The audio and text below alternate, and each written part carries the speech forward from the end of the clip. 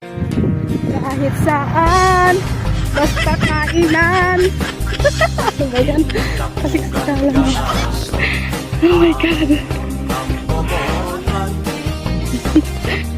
Ito ang mumay dita kami nga mapan nga makipangan kita hamik gayam.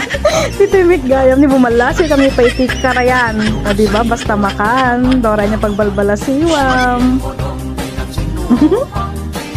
Ngim nagmayat.